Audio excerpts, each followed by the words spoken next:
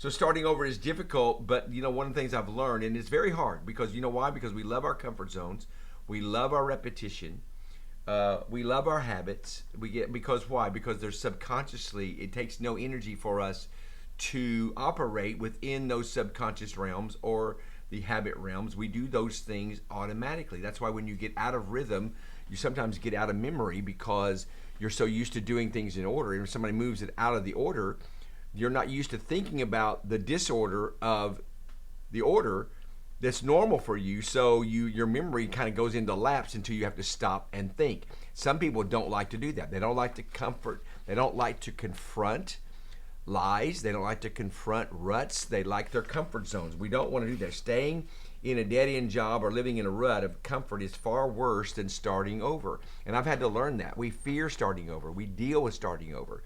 But you know what? The truth is we can do all things through Christ who strengthens us.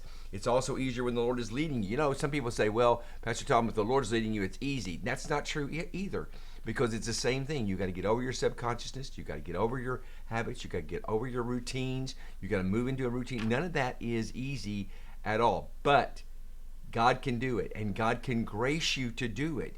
So what do? You use your faith to do it. Most forms of discomfort actually help us grow into our strongest and our best selves. And that is so true in life. So we have to learn how to embrace discomfort. And that's not easy.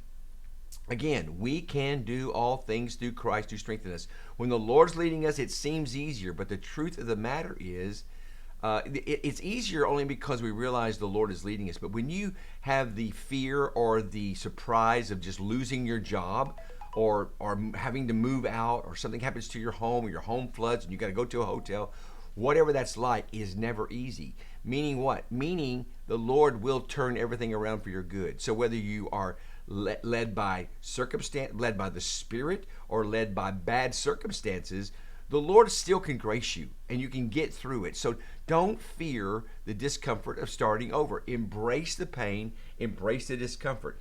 I was talking to a musician the other day, and that person was talking about how hard it was to get to this certain rhythm. And I learned, I'm a guitar player, so I have to learn when I'm learning new notes that my fingers have to get trained.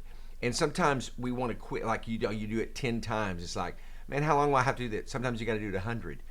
And to do it spontaneously on stage without thinking, you got to do it hundreds of times. Why? Because your fingers have memories. And why? They get into habits and they learn how to move without you thinking.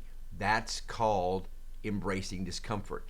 But if you quit too soon, you don't realize. Then there's a time when you just do it, it's hard. You're pushing the fingers, you're figuring it out, and all of a sudden your fingers just go, and it clicks. It's the same thing in discomfort. There's a day when you embrace discomfort, when you embrace moving, when you embrace a new job, when you embrace learning a new thing, when you embrace believing something you didn't believe before. When you embrace those things, there's a moment of time. It's almost an instant. The Bible calls it a suddenly. A suddenly never happens suddenly. A suddenly sometimes happens through the course of 600 years. Jesus was born for such a time as this, but you know what?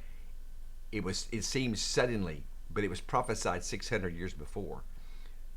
But there's a time it clicks, and when it clicks, it's automatic and instant, and all of a sudden you're back in a routine. You're back in you switch a discomfort zone to a comfort zone, and that is always possible.